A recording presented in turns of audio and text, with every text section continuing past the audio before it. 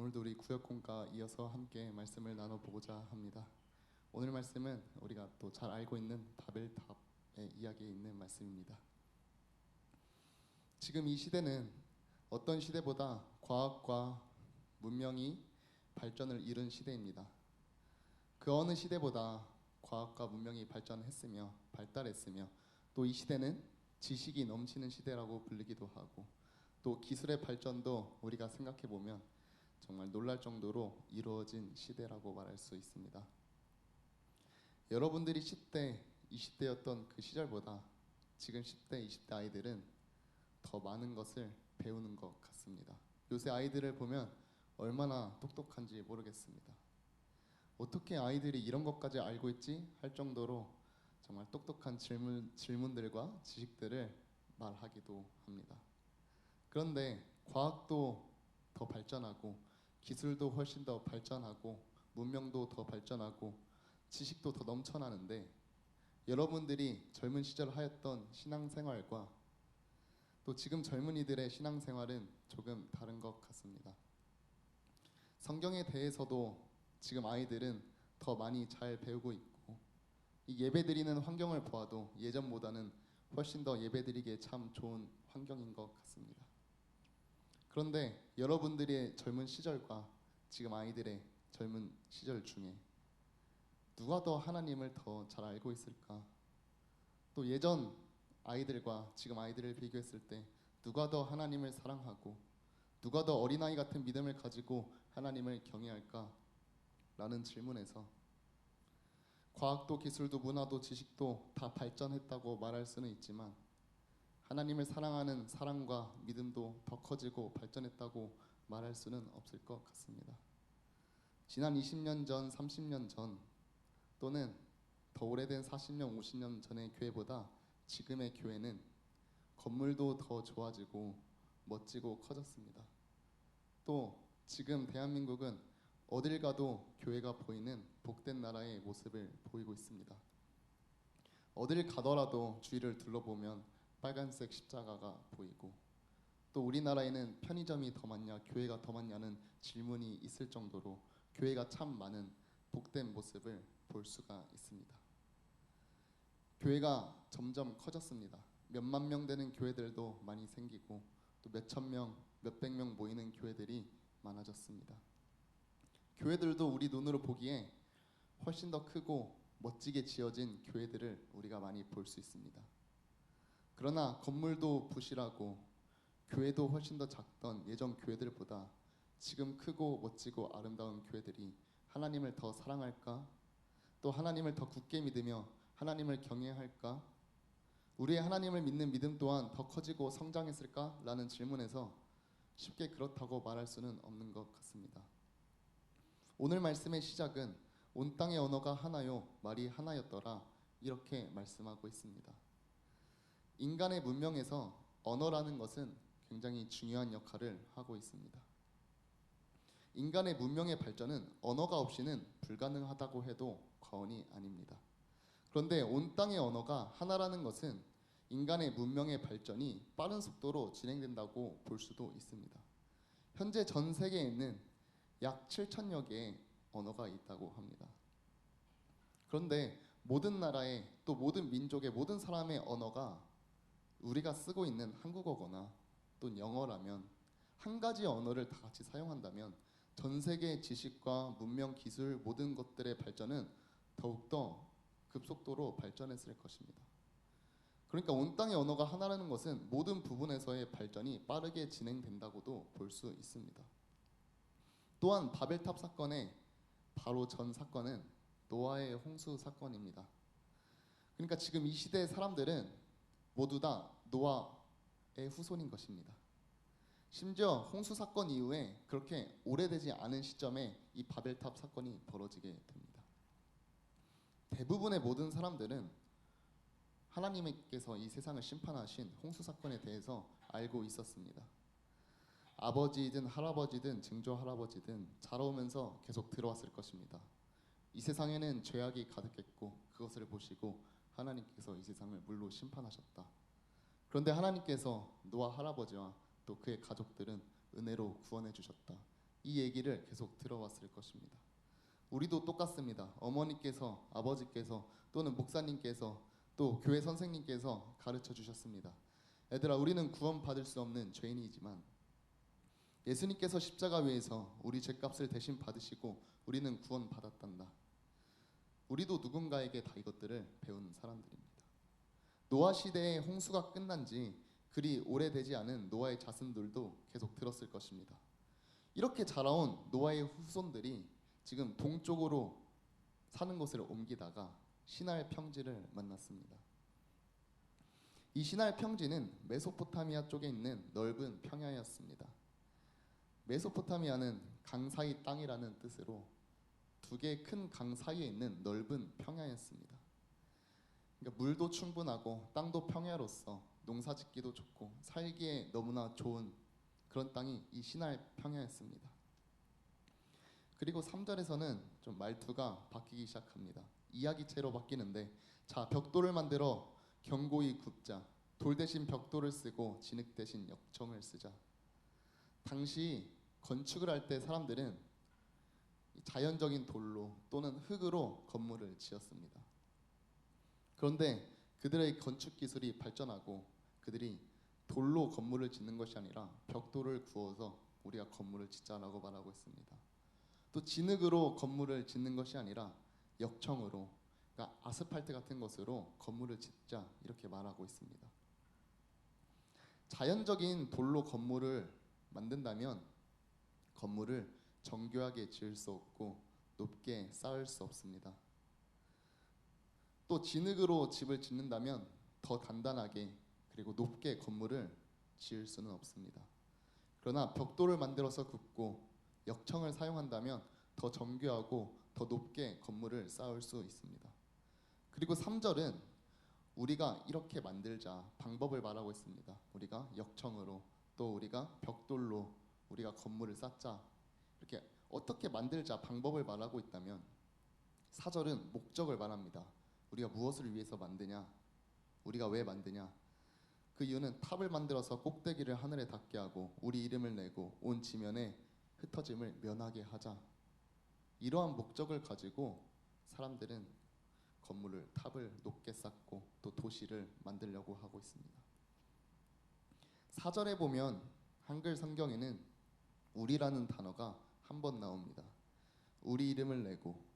그런데 원어 성경을 보면은 우리라는 단어가 3번 나오는 것을 볼 수 있습니다. 우리를 위하여 우리가 성읍을 만들고 또 우리를 위하여 이름을 만들자. 우리가 온 땅에 흩어지지 않도록, 이렇게 우리라는 단어를 3번이나 사용합니다. 우리를 위해 성읍을 만들고 우리를 위해 이름을 만들고 우리가 흩어지지 않도록 이 탑을 쌓고 이 성읍을 만들자. 우리를 위해, 우리를 위해, 우리를 위해.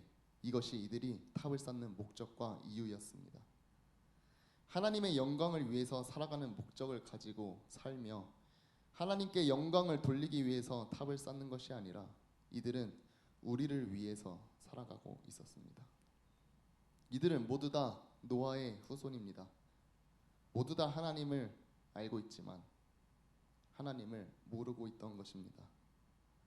성읍을 만들고 탑을 만들고 이들은 큰 도시를 이루고자 했습니다. 정말 큰 도시를 만들고자 했습니다. 큰 도시를 만들면 외부로부터 위험해서 안전해질 수 있고 또 외부로부터 다른 사람이 봤을 때 저곳은 침략할 수 없어, 저곳은 힘이 센 곳이야, 인정을 받을 수도 있습니다. 큰 도시와 성읍이 그들을 지켜줄 수 있습니다. 어디에 봐서도 그들이 강한 민족이라는 것을 보일 수 있습니다. 당시 사람들은 지구라트라는 것을 만들었습니다. 돌로 만든 계단식 건물입니다. 우리가 쉽게 상상해 보면 피라미드 같은 형태의 모양일 것 같습니다. 그러나 피라미드는 아닙니다. 피라미드는 파라오의 무덤 같은 것이고 내부가 있는 것이라면은 지구라트는 내부도 없으며 꼭대기에 제단을 만들어 놓은 신께 제사 드리는, 제단을 쌓는 그런 곳입니다. 그래서 신들이 내려오는 길이라는 종교적 의미가 있는, 뜻이 있는 건축물이었습니다. 당시 사람들은 큰 도시를 만들고 아주 높은 탑을 만들려고 했습니다.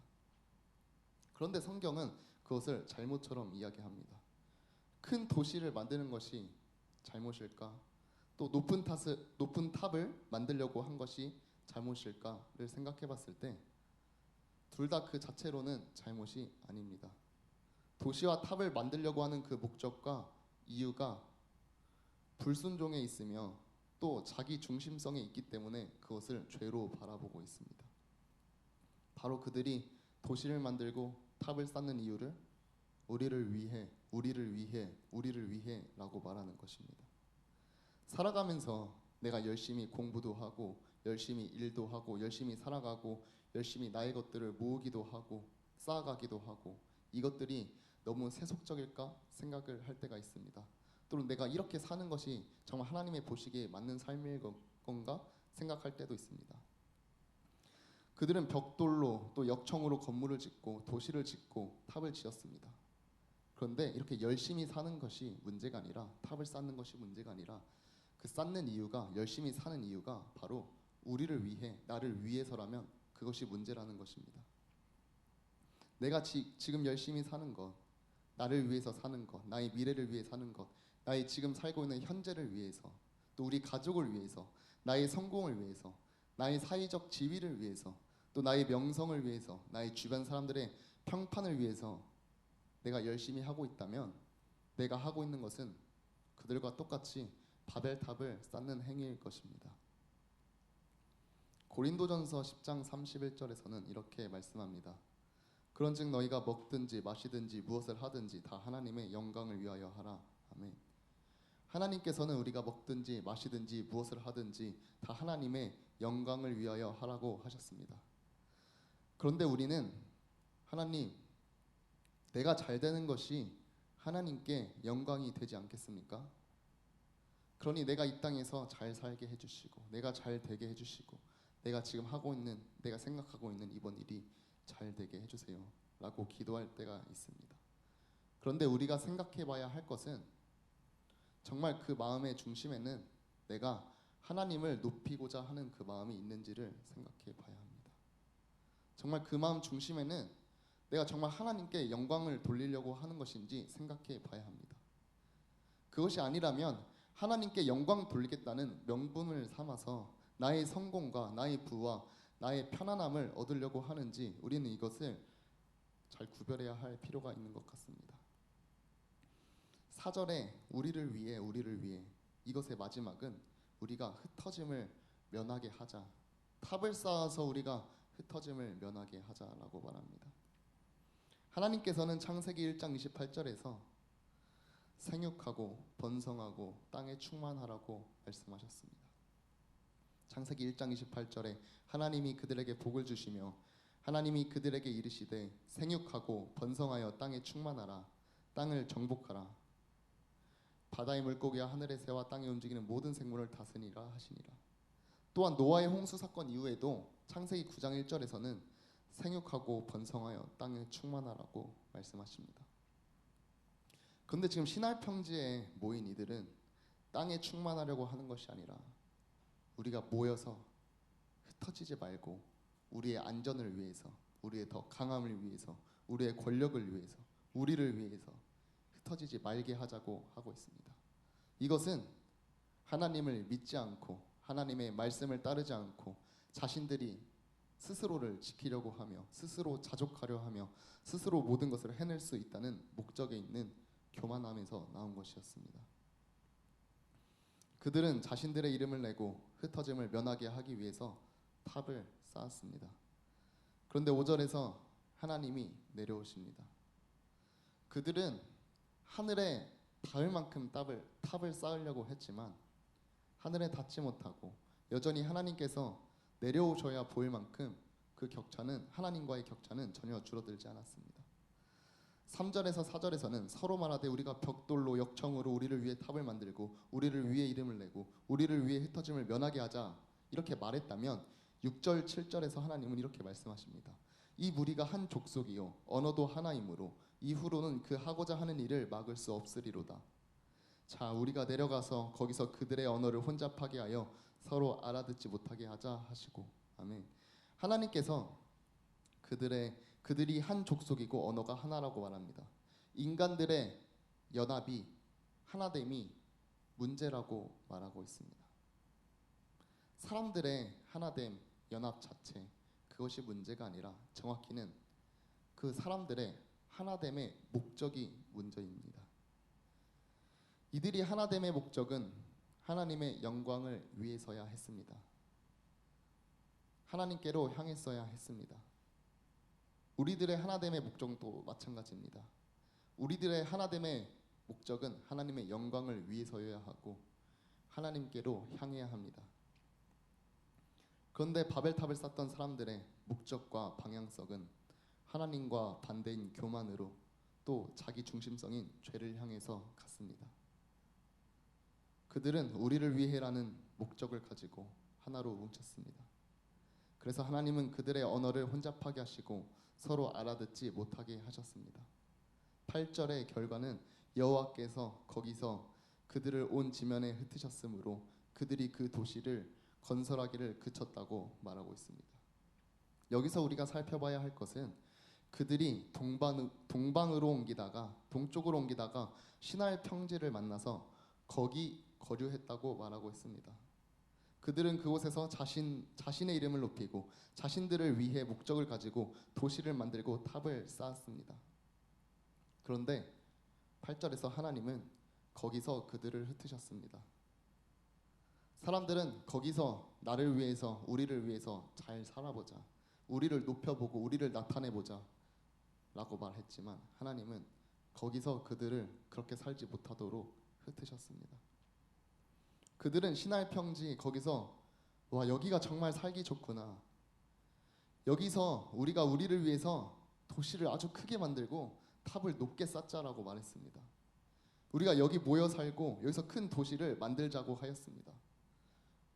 그러나 하나님은 거기서 그들을 흩으셨습니다. 그들은 성을 만들고 탑을 쌓아서 우리가 흩어짐을 면하게 하자고 하였습니다. 그들은 흩어짐을 면하고 싶었습니다. 하지만 하나님께서 그들에게 그곳에서 하신 것은 흩어지게 하신 것입니다. 이런 말이 있습니다. 흩어지면 죽는다라는 말이 있습니다. 흩어지면 힘이 약해지고 우리가 스스로 지킬 수 없기 때문입니다. 그러니 우리가 함께 뭉쳐야 한다는 말이 있습니다.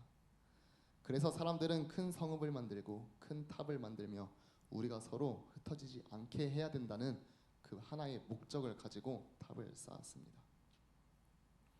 그러나 하나님께서는 흩어지게 하셨습니다. 사람을 스스로 지킬 수 없기 때문입니다.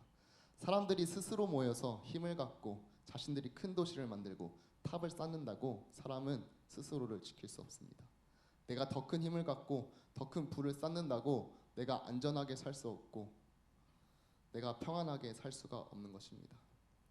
하나님께서 나를 지키시고 하나님께서 나에게 은혜를 베푸셔야 내가 평안히 안전히 하나님의 은혜 가운데서 이 땅 가운데 살 수 있게 되는 것입니다. 하나님은 사람을 계속 흩어지게 하십니다. 아담과 하와가 에덴 동산에서 쫓겨나 흩어지게 되었지만 그 결과로 하나님의 나라가 더 확장되게 되었습니다. 이렇게 바벨탑을 쌓다가 하나님께서 언어를 혼잡하게 하심으로 사람들을 흩으셨습니다. 그렇게 하나님의 나라가 더 넓은 땅으로 또 여러 곳으로 확장되게 되었습니다. 신약 시대에도 마찬가지입니다. 그리스도인들이 박해를 받아 예루살렘을 떠나 여러 곳으로 흩어지게 되었습니다. 그곳에서 그리스도인들의 힘이 약해지고 그들이 더 죽어가는 것이 아니라 그곳에서 예수 그리스도의 복음이 더 전해지며 하나님의 나라가 더욱더 확장되는 것을 우리가 알 수 있습니다. 하나님은 그렇게 자꾸만 사람들을 흩어지게 하셨습니다. 하나님은 그들이 하나로 뭉쳐 죄를 향해 가는 것을 막으시고 흩어지게 하신 것입니다. 말씀을 맺겠습니다. 사랑하는 성도 여러분, 우리가 하나님의 영광을 위해서 살지 않고 나의 영광을 위해서 살아갈 때가 얼마나 많은지 생각해 보았으면 좋겠습니다.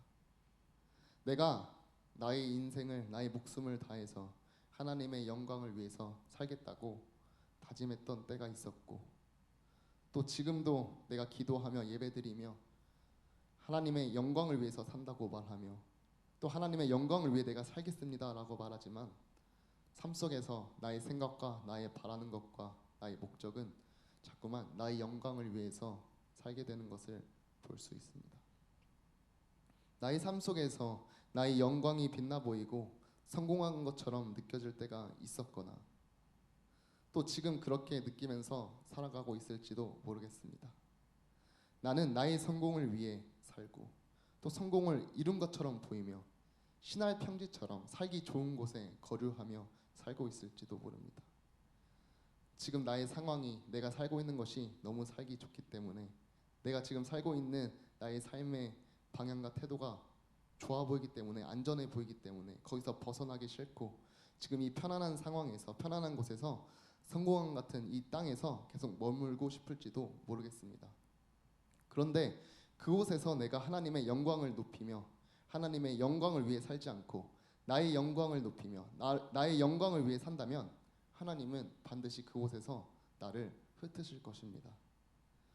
지금 나의 편안과 내가 이뤄놓은 것들은 안전하다고 또 견고하다고 느낄 수도 있을 것 같습니다.